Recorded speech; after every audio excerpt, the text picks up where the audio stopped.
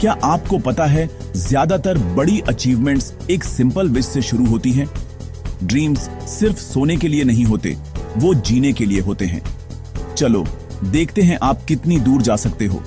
डर को आपको रोकने मत दो। हर दिन एक नया चांस है अपने गोल्स की तरफ एक स्टेप लेने का। छोटे एक्शंस भी बहुत कुछ बन जाते हैं। याद रखना, आपके पास अपने ड्रीम्स को उड़ान देने की पावर है।